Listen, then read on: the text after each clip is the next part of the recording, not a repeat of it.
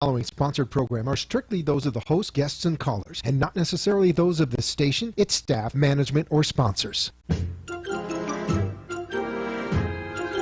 Welcome to the CareGiver reality show with your hosts, David Levy and Paul Vadiato, who bring you more than a combined 25 years of practical experience, helping thousands of family caregivers, helping them find solutions to the challenges and frustrations presented by this important responsibility.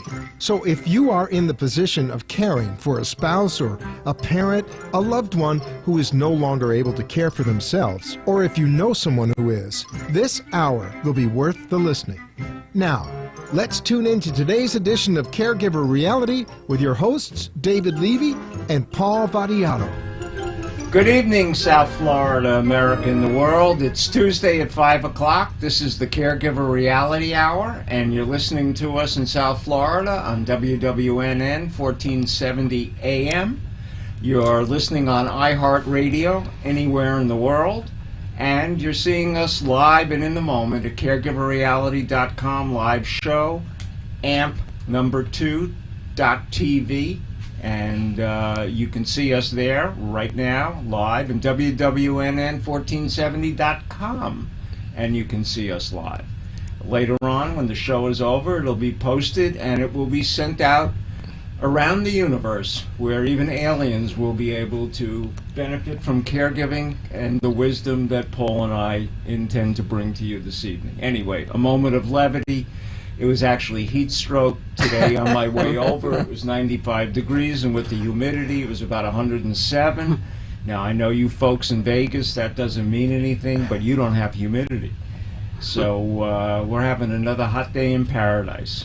And we have, as you know, this month we've been doing special needs kids and moms who are caregivers for special needs kids. Tonight, I have somebody that I've known since she was a kid.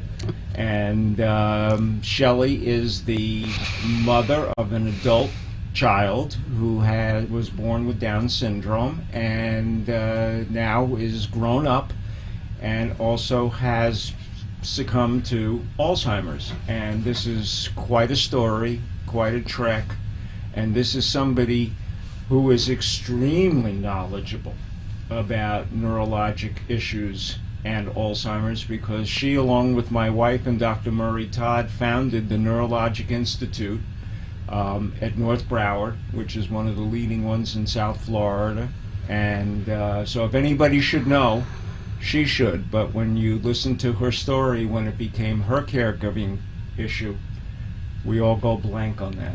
It's just, we just don't have, when we have an emotional involvement in what's going on, it's very, very difficult to have any kind of perspective, and all the skills you may have as a professional go out the window when you're a caregiver.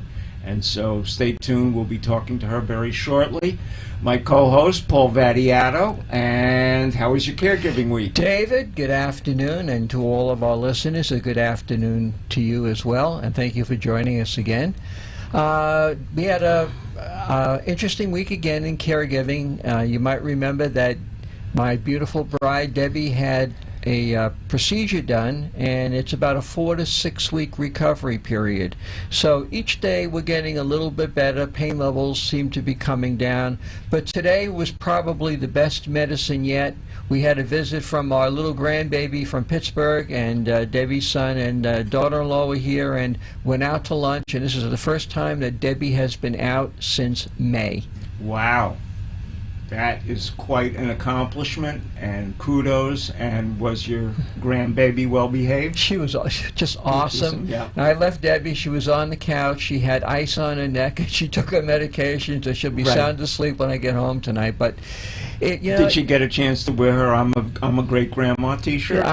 Everything but. Okay. But you really have to, as a caregiver, find those moments of joy when sometimes the skies look very, very dark. And we've had a really tough few weeks, as you well know, David. Oh, yes. Because we speak every day, and it was good to see her smile and laugh, and that meant a lot to me. Good. How about your bride? How's she doing? Well, she was doing well the last day or so. As you know, we're dealing with this chronic gut problem, and so she goes from being very pregnant to being a little bit pregnant, and with all the attendant issues that come with it. Sure.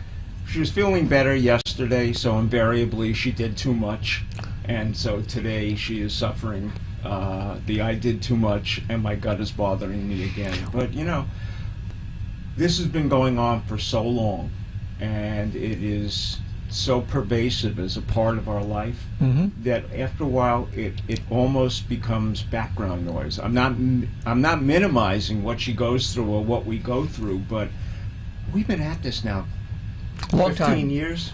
Long time. I mean, Shelley remembers the day that Suzette had to leave the Neuro Institute because she couldn't stand up any longer because of the dysautonomia.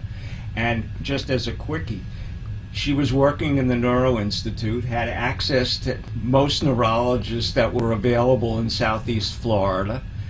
Nobody knew what it was. Nobody could figure it out.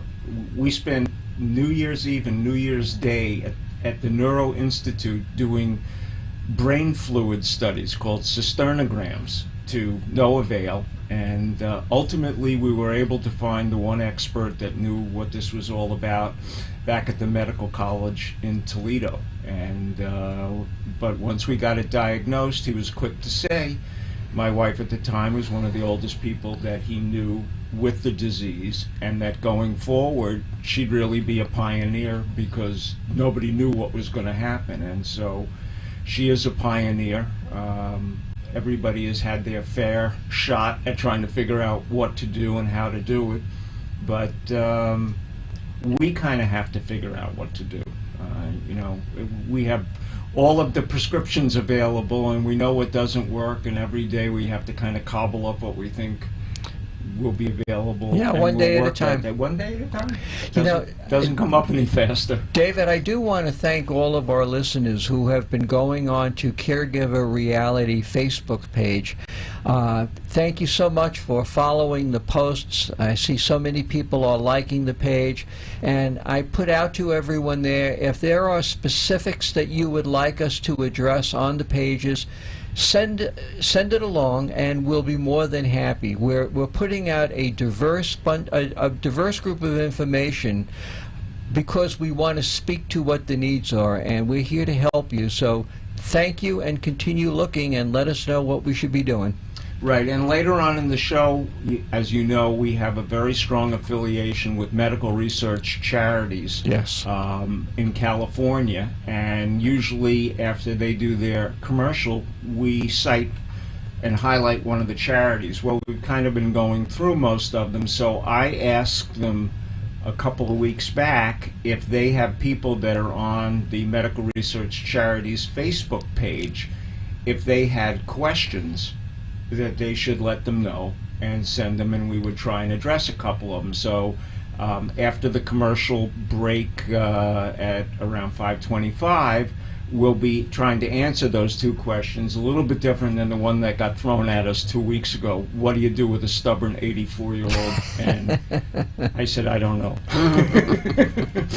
I don't know what anybody does. You know, Paul, I just want to point out, and you can comment on it, that since you've been at the Purposeful Planning Institute, we have just been flooded, I mean inundated, with people of such renown and expertise in their fields, whether it's law, medicine, financial planning, etc., who heard you, who heard me over Skype, who wanted to know more, and now we have a wealth of people that want to collaborate because they've seen what non-clinical family caregiving, distinctive from clinical caregiving that follows the patient, what follows the caregiver, is what we're all about. And you might want to comment a little on that. Well, the session that we did was just so well received. The people there were very interested, and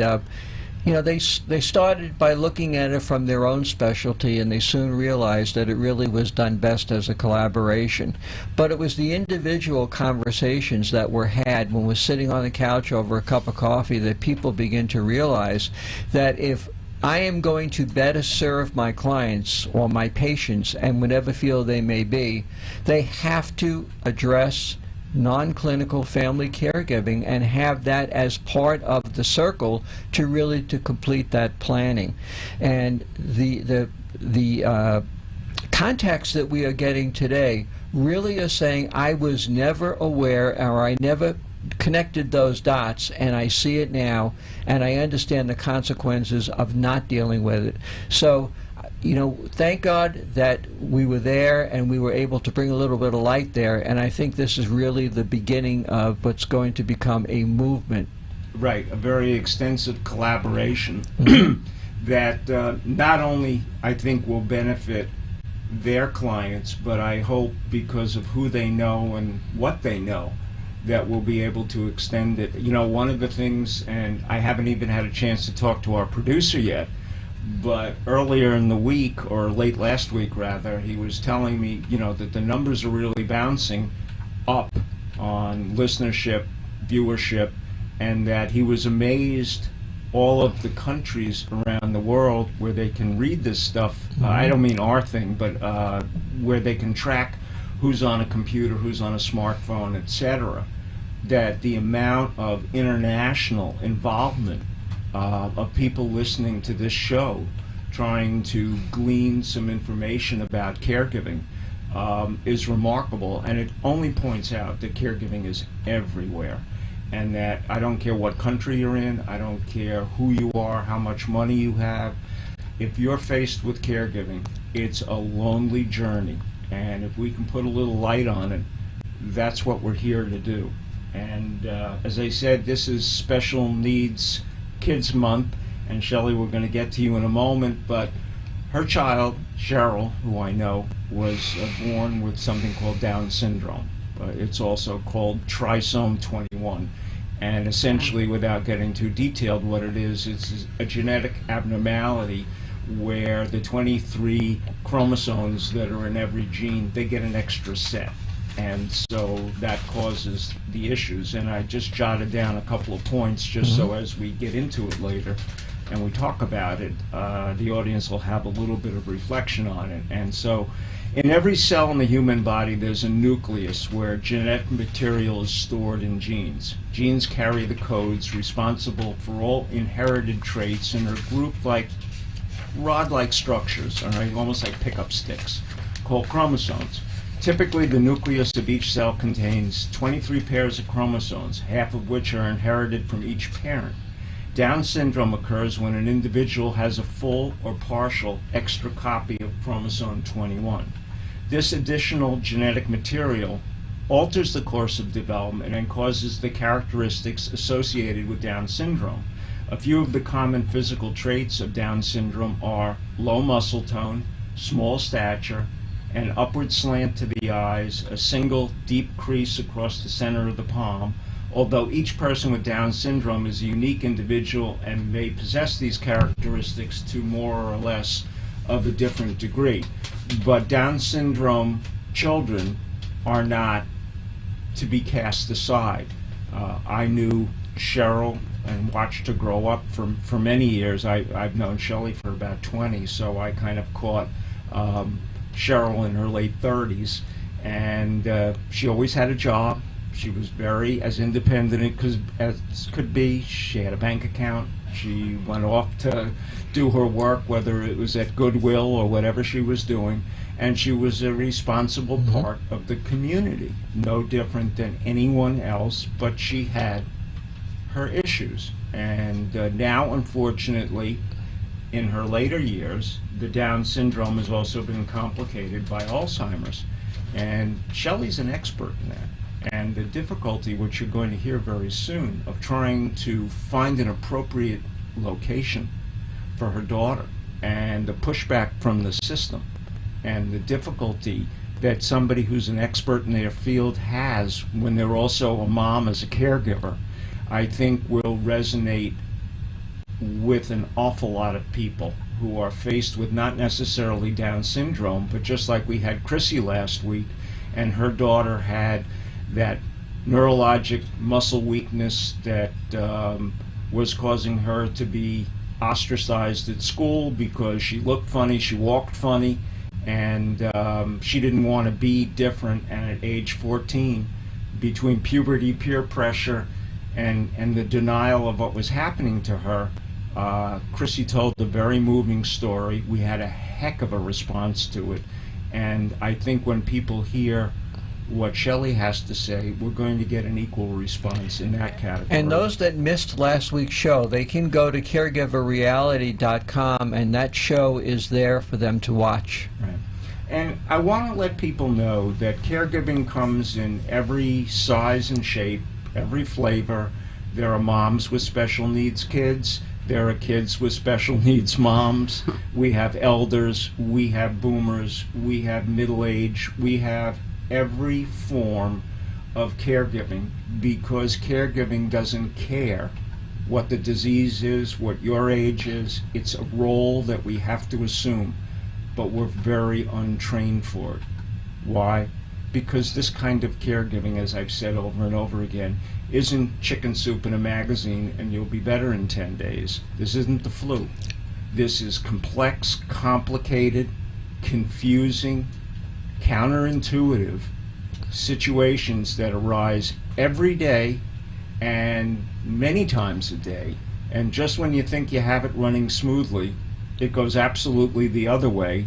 And all of a sudden it'll flip back and it'll be good for a couple of days and you'll realize, wow, what's going on? And you don't even realize how to take the benefit of the day being a little bit better because you're so mired down in all of the things that have happened and surrounded it. So to all of our caregiver listeners out there, and the numbers are well into the millions now, especially around the world, and with the listenership that we're getting, this program is devoted to you. Paul and I are caregivers. Shelley's a caregiver.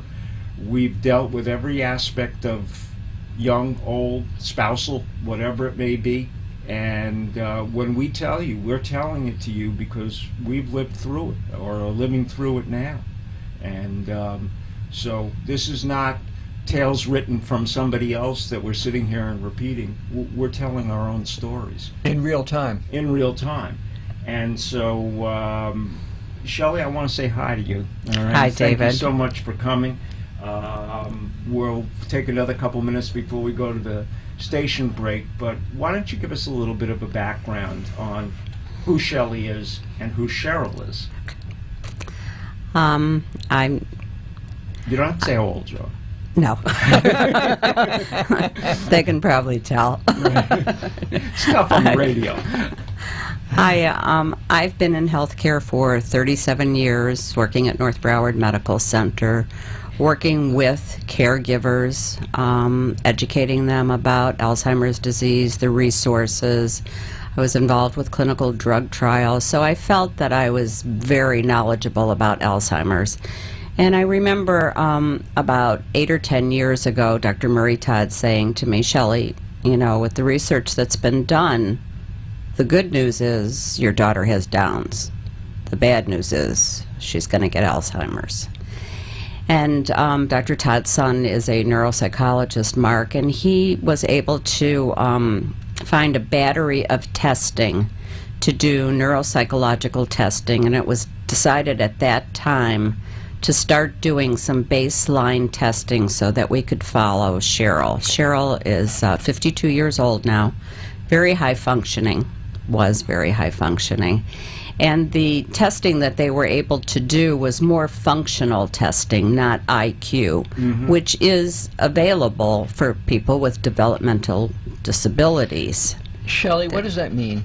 Functional as opposed to IQ? Functional being able to identify, like if they can tell time, if what a stop sign means, what a stop light means, the different things that you would be faced with every day, just being able to function, not actually measuring any IQ level. So it's not a cognitive level per se of intellectual capability. Right, and there are different tests where they would be able to measure identifying pictures and objects and maybe reading a paragraph and then asking questions about the paragraph. So there was some cognitive testing involved in it, but it was mostly how they were able to function and measure a decline in functioning if that took place. Let me ask you this question. if you were not working in the Neuro Institute setting, and as close as you were involved with Dr. Murray Todd, who certainly is in this area and probably nationally a highly renowned neurologist who's pretty much dedicated most of his life to Alzheimer's, Yes. and certainly Mark, who I know as a neuropsychologist, is that something that we would normally expect a Down syndrome child to be or adult to be exposed to, or was this something that you realized and that Dr. Todd realized that it was time to get a baseline? Is that a norm, or is that an exception to the rule? I think that if you're really not educated or aware that there's even something available like that, I don't think that the average person would know. Some of the testing that Mark did is the testing that the school board uses to test children to see if there's any cognitive impairment or disabilities or anything. So I think that unless you're educated about something like that, I don't think the average person would ask a doctor if their child could have neuropsychological testing. Well, and to our audience out there, wherever you are, if you have a child or a relative or somebody that you know who has Down syndrome, I think hearing from a mom who's also a neuro expert in her own right and sits in an institution that is well steeped in neurologic testing, that this is a very good idea, so that just like anybody else, it's like going in for a great physical and getting a baseline. You know, how's your heart? How are your lungs? You Baseline meaning, what does it look like today? What does it look like today, so we Right. can measure what Changes. the deficits might be going forward. And so I think that's what you did.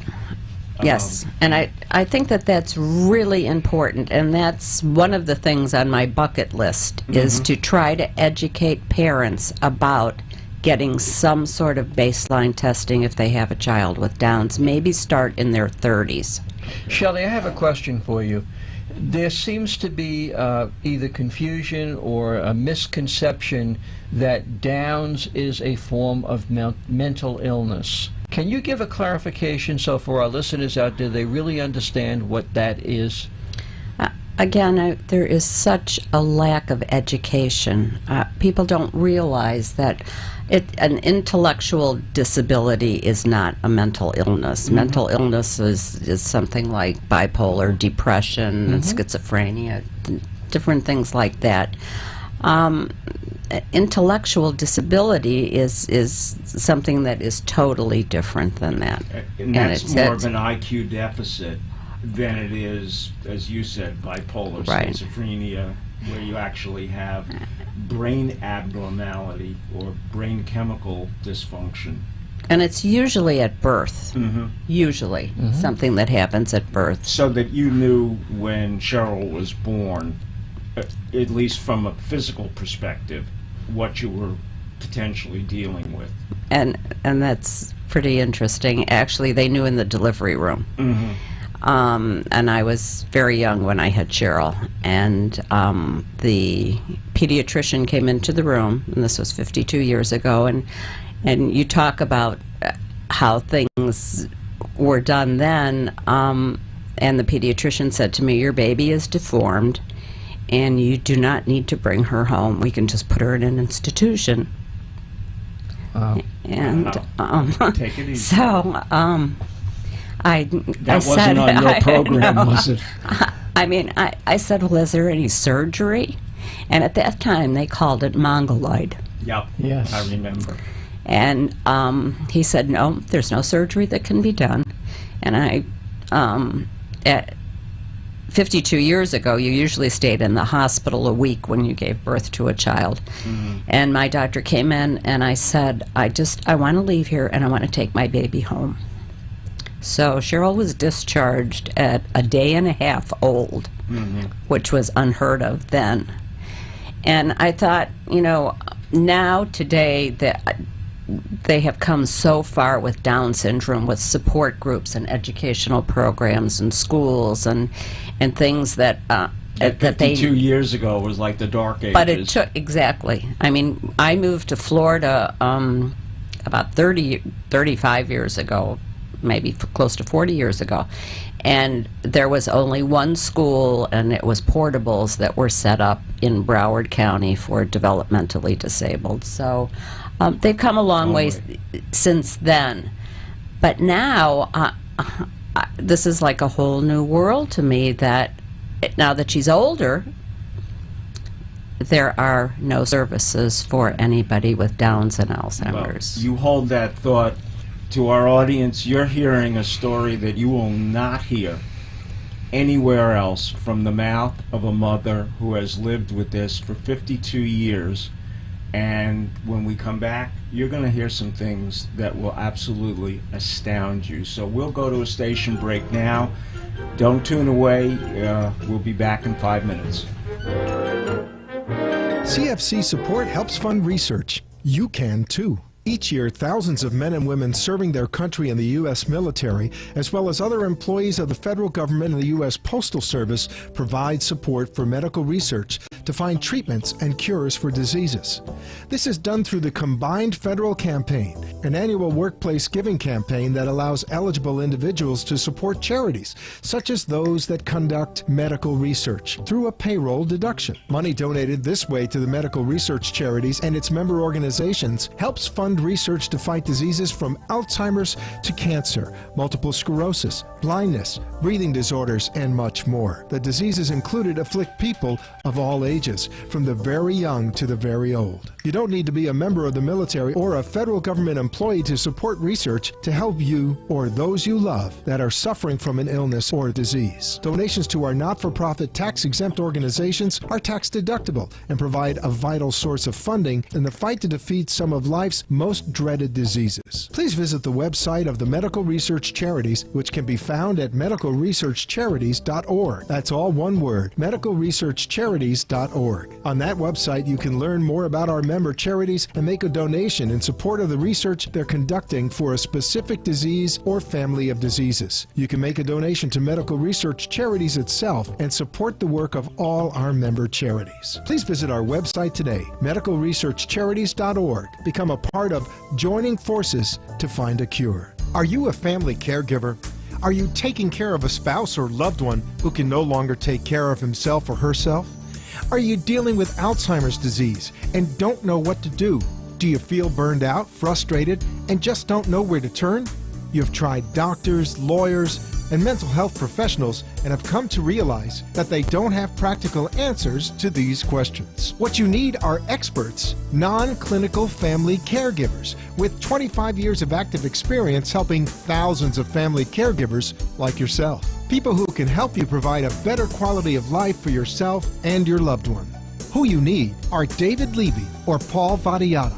Reach David at david@caregiverreality.com or reach Paul at caregiverreality.com and let them help you pick the right path towards improving the quality of life for you, the caregiver, and your loved one. I am Paul Vadiato, president of CareGiver Reality and a full-time spousal caregiver. When I arrive at the office to begin my workday, my caregiving role doesn't get left outside the door. My day is often interrupted dealing with issues at home. That is time not focused on my job. I am but one of the 50 million unpaid family caregivers. Caregiving in the workplace is a costly productivity issue that is only going to increase as our workforce gets older. Caregiver-friendly firms retain hard-to-replace team members, tend to attract better talent, and get out in front of the productivity loss that exists everywhere. Now, new questions are being raised as to possible exposure to discrimination lawsuits as employees question whether their role as a caregiver is damaging them as promotions are denied or reprimands increase that might result in a termination. Caregiving in the workplace, left unaddressed, is costing your firm money, reputation, and possible litigation. CareGiver Reality brings education and training solutions to the workplace. Let our experienced team help evaluate your unique situation. Contact me at paul@caregiverreality.com. That's paul@caregiverreality.com. Do it today. This is Caregiver Reality with gerontologist David Levy and caregiver expert Paul Vadiato, who ask you to call in and speak with him on the air toll-free at 888-565-1470. That's 888-565-1470 to share a story or important information. Now, back to today's Caregiver Reality Show. And we're back. And during the break, Freddie, our producer, gave us one run of what are 60 some odd runs that are done to determine where our listenership and where our viewership comes from. And for those of you that are watching us, I'm sitting here with 3 sheets that total approximately 120 different countries. I mean, we would be hard pressed to take a geography test right now and miss anybody. It's just astounding. Caregiving is everywhere. Well, caregiving is everywhere, but when I look at this list, and it just confirms what we knew. All right? It's the thread that connects us all as humans. Right, and as you know, medical research charities, which we didn't do at the break today, however, they're very much a part of what we do, and we do a lot of their caregiver support. And I asked them, because on their Facebook, they were asking some of their clients, did they have questions? So very quickly, there were 2. As I said earlier, somebody said, what do I do with an 84-year-old? And I don't know. Well, there were a lot more than 2. Right, take them out for a beer. Yeah. But anyway, Amy Phillips Betts from St. Francisville, Louisiana said, I have 4 children, 2 with special needs and 2 without. Although none can claim to be incompetent, 2 will not be able to handle their inheritance. Lucky them. They will spend every penny the first day, and 1 is on disability, so how is that affected? How can I write a will so that I can leave it equally to all 4 without giving it to 2 of them without oversight? My attorney told me to ask my bank told me to ask my attorney. This is a very classic predicament, and it very well may be that in St. Francisville, Louisiana, and I haven't exactly put a pin in Louisiana to see where it is, but if you were listening last week and you heard Scott Solkoff, one of the most eminent elder law attorneys in the country, this is exactly who you need to speak to. Not necessarily Scott, because Louisiana, different from most other states in the United States, has Napoleonic law, and it's a little bit different than what the other states, the other 49, utilize. And you need to speak to an elder law attorney, because in one particular case, it's not just a question of when you die, but if there is money pending for this disabled child that is on a disability or whatever kind of public support, even that might disqualify them. So you may need to set up what's called a special needs trust, so that money can be inherited that will not disqualify you for public aid benefits.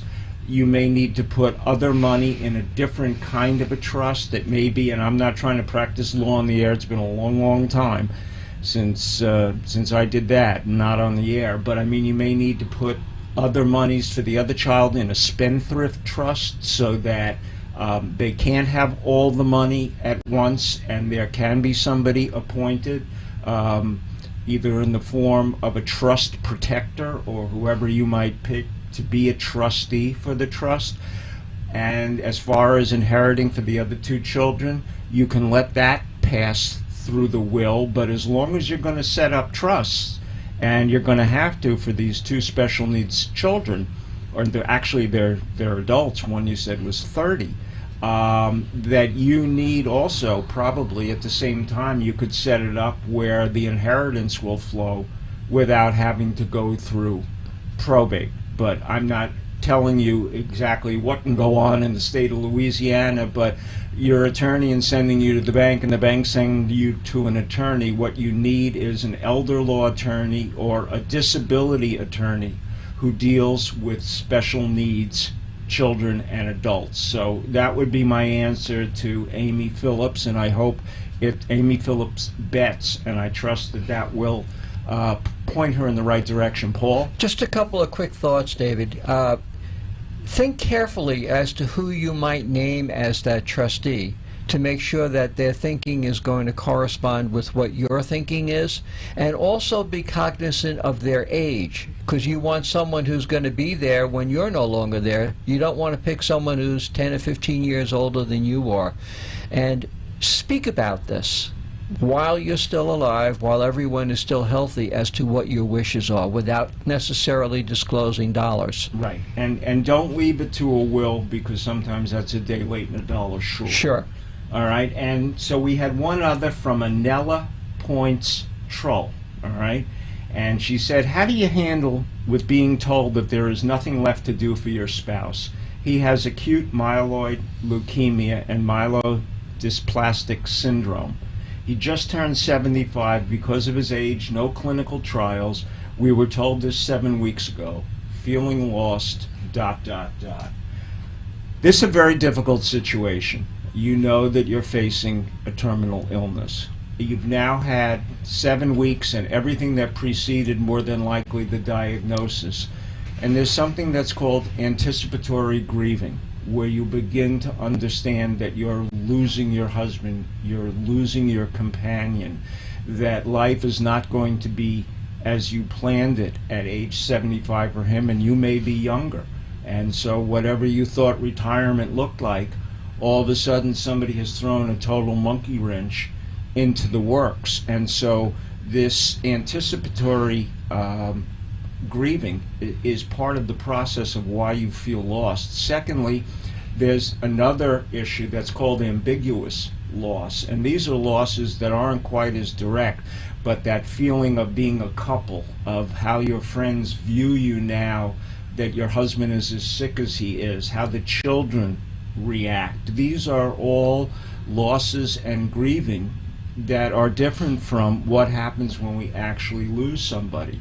My suggestion would be is that I don't know where you're from, but in conjunction with a good mental health expert, you need to find yourself a support group, possibly for myeloid leukemia caregivers, something that maybe your husband at the same time can go to a support group for those who are suffering directly from the disease. But you need to be around other people who are going through what you are going through, and see, first of all, that you're not alone. Second of all, that there are coping skills that can be adapted to help you get through this. Nothing is going to make it easy. Nothing is going to take it away. There's no magic bullets, as there isn't for your husband's condition. But you can get support. And if you can't get it from your immediate family and friends, then seek it out through a professional network that can guide you to a support group. And I thank you for sending in your question. I'm sorry that I don't know where you are, because we may have been able to help guide you, but I'm sure that if you go online to myeloid leukemia and just see what comes up in Google, that you will find an organization, and see whether there, even if there isn't a physical support group near you, maybe there's one online for the condition. One other point, if I may, David, not knowing again the location, I would also reach out to hospice and speak to the hospice that might be in your community, both in terms of what might be available in terms of services to help out in the caregiving, but also what might be available in support for you, the caregiver. And they are terrific people. And let's remember from past programs that hospice doesn't mean death is near. Hospice is there to help in those difficult end of stage. And they do have a process in hospice called palliative care. Correct. I mean, all palliative care falls under hospice, but palliative care also says that you can be kept calm and comfortable, and still, if your husband, even though he's not in a clinical trial, but maybe on certain medications that they're hoping might work, you do not have to come off of them in palliative care in order to get the support of hospice, and that's paid for under Medicare. So I think Paul gave you some very good advice. And the other thing that you might do, even though there were no clinical trials or clinical tests in your area, if you go online to Medline Plus, and that's PLUS.gov, that is the federal site for just about every medical condition, every drug, and they have a listing of every clinical trial that is going on anywhere in the United States and many that are going on elsewhere in the world. So what may not be available, and I don't know whether it's because your husband's age or how the condition has advanced, but don't just accept an answer without finding out for yourself. I know you're lost, but there are people that can help. We'll try and guide you, and if you have further questions that you wish to ask, you can send them directly to me at david@caregiverreality.com, and I'm talking to you, Nella Troll. Or you can post it once again to the medicalresearchcharities.org site, which passed it on in the first place, and we'll try and find you some support and give you some of the things that you need, even though they may not be as plentiful as you'd wish. And best of luck, and good luck to your husband. And we're here if you need any additional guidance. Right. And now we're back to Shelley. Shelley, we almost all started to cry a few minutes ago, and very rightly so. One of the things that I know that you fought very hard for with your daughter is to be able to let her live in a community setting that allowed her to be as independent as possible, and that you were able to effectuate that for a number of years. And she actually, how long ago was it? She actually got married. She actually did get married 3 years ago. Wow. Yes, yes. Can you just And- get? And I just saw a couple of the pictures that you took out of your wallet, which she just looked like Gorgeous. like every bride. She was Yeah. gorgeous. Yes. And why don't you just It give was- us a little mini clip It of was that? exciting. Cheryl had her own apartment with a roommate. Billy lived in the same building. Actually, there was, I think, 24 clients, residents in the building that had their own apartments, and Cheryl and Billy had become very close. Billy was a little bit more dependent than Cheryl, and Cheryl wanted to be a caregiver. So, Wow. she was really helpful as far as Billy, and Billy, not an affectionate person, started showing a lot of affection towards Cheryl, holding her hand, hugging her, kissing her. And every week they would go out with Billy's family for dinner, and then they started talking about getting married, that they wanted to get married. And I mean, I remember Cheryl growing up. She has 2 younger brothers, and when they went away to college, she wanted to know why she couldn't go away to college. Mm-hmm. And when they moved out, she wanted to move out. So her apartment and living independently was perfect for her, because she was able to do what everybody else was able to do. That's great. And then I spoke to Billy's sister, and we decided that we would let them get married. It was a religious ceremony, but it was really exciting, and it was, and they still had their own apartments, but they had dinner together, and they would have breakfast together in the morning and participate in all activities, which is really not such a bad deal. No, you're absolutely right, and that's a wonderful story. Right. And not only that, but for those of you out there that may have a set of circumstances like this, don't for one moment think that you may not be able to allow your adult child to be, quote, no different than anybody else. They may not obviously be having children either at that age or because of the circumstances, but Right. there's no reason that you can't stand. In this case, I know it was a religious Jewish ceremony, stand under the chuppah and get married, all right? And so to all of you of any religious persuasion, Don't let social boundaries and stereotypes limit what you think you can do. Just as Shelley went ahead when they said, well, we can institutionalize your daughter, and she said a day and a half later, I'm out of here. I'll never forget when my daughter was born, and she was born with a birth defect, and they told me 5 hours after she was born that she would never walk. And after I picked myself up off the floor from fainting, I looked at the doctor and I said, how do you know that? And he said, because I'm the doctor. And I said, you're wrong.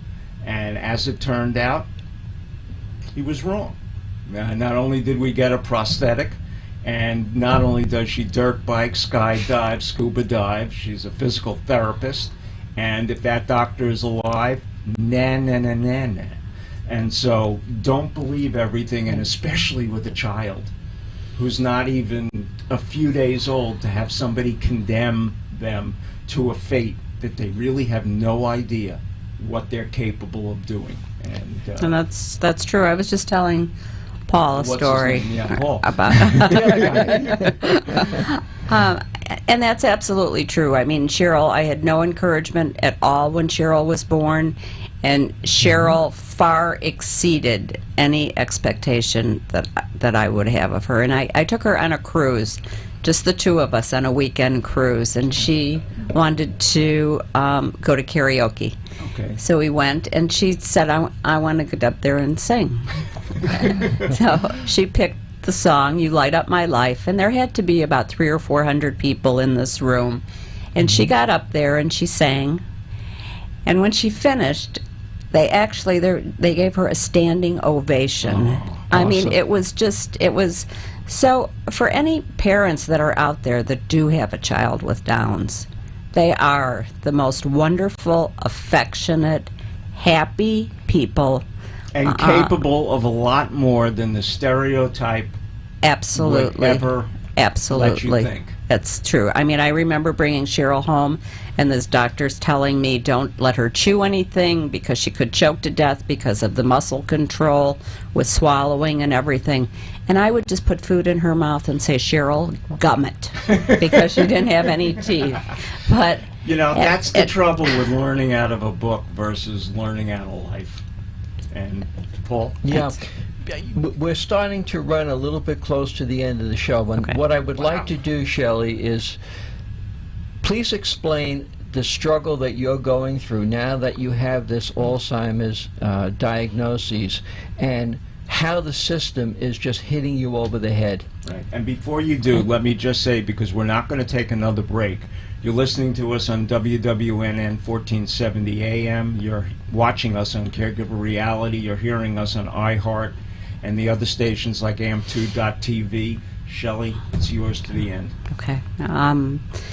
Cheryl being diagnosed with Alzheimer's was a pretty rude awakening for me, especially being in the field and realizing that I didn't know which way to turn or what to do.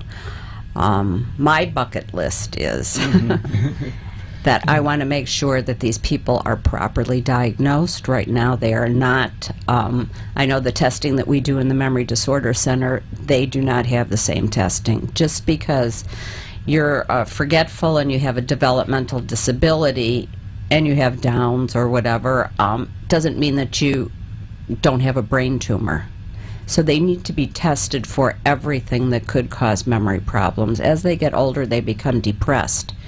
So just because they're forgetful doesn't mean they have Alzheimer's. It could be the beginning, but they need to go through the proper testing. The other thing is I had, when I realized that Cheryl needed to move, I had called an assisted living facility, and I was told that Cheryl did have early Alzheimer's and Downs. And the woman said to me, oh, well, we're not equipped to take care of anybody with Downs. And I said, well, What's the difference? Downs is really not her problem. It's Alzheimer's. And she said, oh, no, we can't take anybody like that. So I became aware that there just are not the services that are needed. Fortunately, Cheryl is in a program right now at Lucanus Daycare Center in Hollywood, and they are the only facility I know of in the whole state of Florida that has daycare for developmentally disabled with Alzheimer's. Wow. And they're providing those services, and It's spelled out. Is that Lukanis? Lucanus. Okay. It's Lucanus Center. It's in Hollywood. They have over 300 clients there. They're such an advocate for developmentally disabled, and I have been working with them to try to get some funding to provide the proper diagnosis, to provide case managers to go in to do in-home assessments to make sure that their homes are safe, to make sure that they're transported properly, to make sure that they have the services that every other senior with dementia has. And for some reason, they're excluded. I went to a daycare center in Palm Beach County, and they have a program for seniors, and the oldest client there was 92 years old. So they are seniors, and they do need our services, and we need to be educated, and we need to advocate for them because they can't advocate for themselves. That's an extraordinary story, that somebody that has simply a developmental disability and now has Alzheimer's.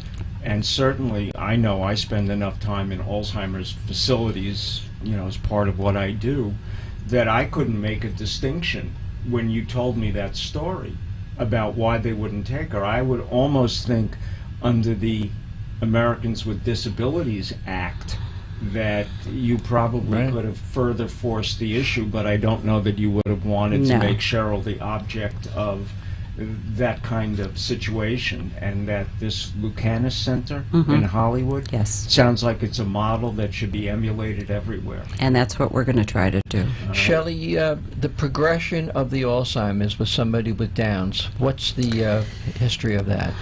That was another rude awakening for me. The disease progresses very quickly with Downs, and the life expectancy is usually 3 to 4 years. How far are you in it now with Shelley? Cheryl now that Cheryl's you know. probably about a year right now, but the disease does progress very quickly.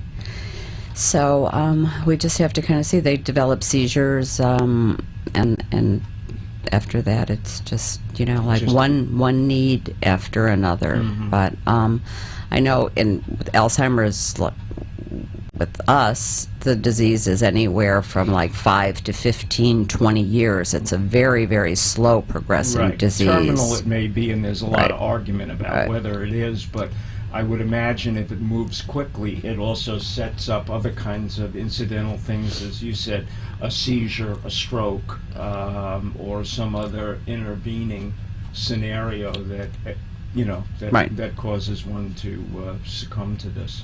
And actually, the people that own the Lucanus Center, and it's a family-operated center, they've been there for 40 years. Wow. They are now in the process of opening a group home specifically for Downs with Alzheimer clients. And how soon will that be open? I think probably within the next few months. Okay, and will Cheryl be a candidate to be there? Yes, she will. Terrific. And is Dr. Todd, along with you, helping to try and do diagnostic work there? Dr. Todd, actually, we're going to set up a clinic. If this funding comes through, this grant that we've applied for, we'll set up a clinic one day a month at Lucanus to provide an accurate diagnosis for these adults. Shelley, in the few remaining minutes that we have, what are the final thoughts that you would like to share with our listening audience who are going through the struggles that you are? Just never give up. You just need to reach out there and try to find somebody. I mean, the way that I became in touch with Lucanus was kind of strange. I knew somebody in Tallahassee because of our state funding, and Dr. Buckley, actually lives in Tampa and comes here during the week and lives in Tampa on the weekends, but is here with his family during the week at the center. And she told me to email Tom that he was very knowledgeable about developmentally disabled. So if you ask enough questions and you reach out there enough, you'd be surprised what you find. Yes, Yes, Right. It's you're being an advocate. Yes. And Shelley, I think one of the other things that you made mention of in citing getting a baseline and having, let's say, a psychometric or whatever, an assessment for Alzheimer's, is to be very careful that we don't sweep everything under the Downs rug, so to speak. My child is a Down syndrome child, adult, and therefore everything that happens to them must be a consequence of that. Right. And I think that can be very dangerous because there can be things along the way that are remediable. Absolutely. Some are reversible, treatable. They need to be diagnosed properly. Shelley, thank you for coming on. I mean, Thank your you, story David. is not unique in the world, but unique here.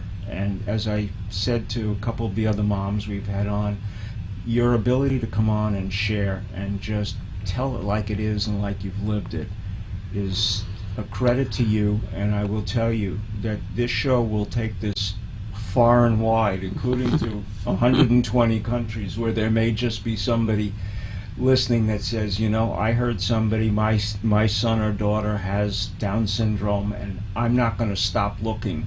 I'm going to reach out. I'm going to see what's out there. Shelley, Right. you've been awesome. Just the honesty and the advocacy that you put out today, you have no idea how many people you might have helped. Thank you so much for I joining us hope I today. have helped somebody. Oh, not only have you helped people, but the inspiration, not so much that it's disease specific, but here's a mom from day one who a day and a half said, I'm not listening to what you're telling me. I'm taking my kid home, Right. and damn it, gum your Gerbers. Because we're Right. not going to live by somebody else's definition. Damn it. That's just a wonderful story. And so to Thank South you. Florida, America, and the world, this has been the Caregiver Reality Hour. We've had the pleasure of speaking with Shelley Greenberg and hearing the remarkable things that she's been able to do and her daughter has been able to do, including getting married, which I think is spectacular. And so to all of you out there, we'll be back next Tuesday. We have more and different interesting stories. We'll have requests. And so have a great evening, caregivers. In the words of Paul, take good care of yourself, but Paul, say it better than I can. Paul? Good evening, everyone. Have a great week. And caregivers, take care of yourselves. Thank you for listening. Thanks for joining us for this week's Caregiver Reality Show. Each week, David Levy, a gerontologist, and Paul Vadiato, a caregiver expert with a combined over 25 years of experience, providing practical and realistic help to caregivers struggling to keep up with the needs of a loved one who are unable to care for himself or herself. To reach David Levy, email him at david@caregiverreality.com. Or to reach Paul Vadiato, email paul@caregiverreality.com. And find out more online. Just go to caregiverreality.com. See you next week for another exciting show of Caregiver Reality.